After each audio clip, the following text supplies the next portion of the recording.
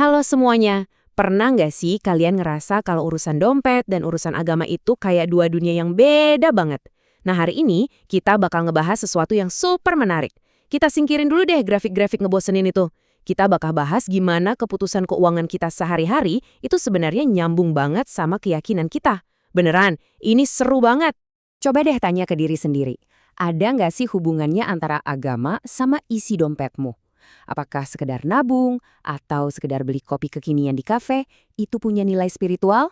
Jawabannya ada banget, dan itu semua ada di dalam ekonomi syariah. Sebuah konsep keren yang nggak cuma mikirin untung rugi materi, tapi juga nilai-nilai moral.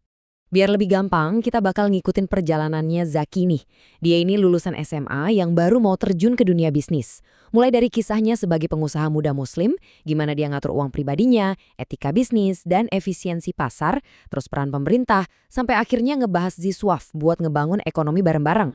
Oke, kita langsung masuk ke bagian pertama, kisah pengusaha muda muslim. Di sini kita bakal lihat gimana Zaki pakai prinsip Islam sebagai kompasnya, biar bisnisnya aman, etis, dan pastinya bawa berkah. Jadi, sebelum beneran buka toko, Zaki harus paham dulu nih konsep dasarnya. Apa sih ekonomi syariah itu? Tujuan utamanya adalah mencapai falah. Falah ini bukan cuma soal dapat cuan gede di akhir bulan ya. Falah itu kesuksesan dan kesejahteraan sejati di dunia dan juga di akhirat. Buat Zaki, harta yang dia dapat itu adalah anugerah, tapi sekaligus ujian. Nah, yang bikin menarik, Zaki pegangan teguh sama 6 prinsip dasar ini. Ini tuh ibarat 6 untai tali tambang yang saling ngikat biar bisnisnya nggak gampang ambruk. Mulai dari ngendaliin harta, bagi-bagi pendapatan, optimalin jual beli dengan sistem bagi resiko, mastiin transaksinya ada di sektor real, ikut aksi sosial sampai patuh sama aturan muamalat. Semuanya ini saling nopang satu sama lain, jadi kuat banget. Lanjut ke bagian kedua, langkah mengelola keuangan pribadi. Logikanya gini, sebelum Zaki bisa naklukin kerasnya pasar, dia harus bisa naklukin godaan di dompetnya sendiri dulu kan? Bayangin, berkat kedisiplinannya sejak lulus sekolah, Zaki sukses ngumpulin tabungan sampai 30 juta rupiah. Jumlah yang lumayan banget kan? Ini cukup banget buat modal awal buka kedai kopi kekinian. Nah, di dalam Islam, numpuk-numpuk harta tanpa tujuan yang jelas itu nggak boleh. Jadi Zaki udah niat banget nih buat muterin uang ini untuk hal yang produktif. Tapi tentu aja ada tantangannya. Suatu hari, temennya yang namanya Latif datang minjem uang 10 juta buat beli motor sport. Ya, kemungkinan sih buat gaya-gayaan aja.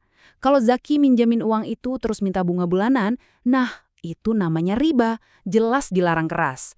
Terus Zaki natain, dia nolak minjemin buat kebutuhan konsumtif. Tapi dia justru nawarin skema bagi hasil ke Latif, asalkan uangnya dipakai buat modal usaha produktif di sektor real. Nah, ini baru namanya penerapan berbagi risiko yang keren. Masuk ke bagian ketiga, etika bisnis dan efisiensi pasar. Di titik inilah teori-teori tadi benerang diuji sama realita pasar yang kadang kejam.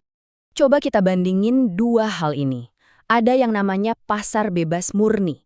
Ini tuh sistem yang benar-benar ngejar cuan individu sebesar-besarnya, yang sayangnya sering banget bikin ketimpangan yang parah. Terus, bandingin sama konsep pasar yang adil dari Ibnu Taimiyah. Di pasar yang adil ini, kita tetap bebas nyari untung kok, tapi ada aturan mainnya. Kita harus benar-benar nyimbangin antara ambisi pribadi sama kebutuhan moral dan sosial di masyarakat.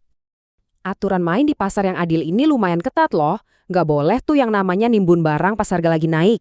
Nggak boleh juga monopoli pasar sampai bikin pengusaha kecil mati kutu. Dan yang paling penting, anti banget sama maisir alias spekulasi dan judi. Pokoknya, setiap bisnis yang Zaki jalanin harus beneran ngasih nilai tambah buat masyarakat luas. Nggak cuma sekedar mindahin uang dari kantong satu ke kantong yang lain.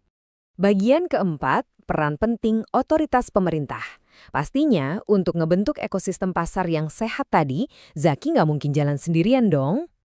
Disinilah pemerintah dan masyarakat harus turun tangan bareng. Misalnya aja soal lingkungan. Dalam ekonomi Islam, jaga kebersihan dan ngerawat alam itu bukan cuma kerjaan sukarela di akhir pekan. Itu kewajiban. Jadi, pemerintah ngasih aturan main dan insentif biar bisnis-bisnis yang ramah lingkungan kayak kedai kopinya Zaki ini bisa terus berkembang tanpa ngerusak alam. Kalau kita lihat lebih luas lagi, pemerintah itu punya 4 peran krusial. Pertama, mereka mastiin pasar berjalan efisien lewat peran pengawas yang disebut Al-Muhtasib. Ini buat mastiin nggak ada praktik curang yang meresahin pengusaha kecil. Kedua, peduli sama lingkungan tadi. Ketiga, nyediain fasilitas umum kayak jalan raya atau rumah sakit. Dan keempat, mastiin kekayaan itu muter dan didistribusiin secara adil, biar jurang antara yang kaya dan miskin nggak makin lebar. Nah, ini dia bagian kelima, Ziswaf, membangun perekonomian bersama. Pas bisnis Zaki udah mulai lari kencang dan stabil, level tanggung jawab sosialnya juga otomatis naik kelas.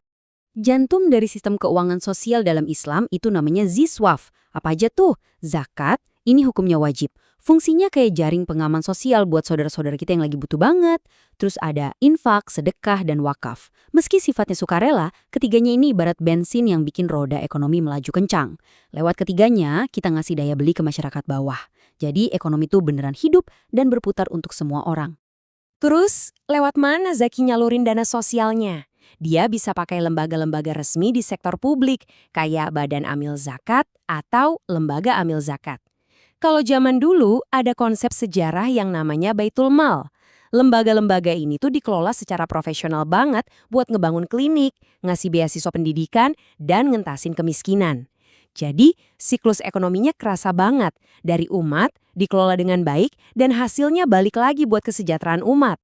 Semua perjalanan bisnis Zaki ini bermuara ke satu pesan indah dari surah Al-Baqarah ayat 267. Di situ diingatkan, "Hai orang-orang yang beriman, nafkahkanlah sebagian dari hasil usahamu yang baik-baik." Pesannya dalam banget ya.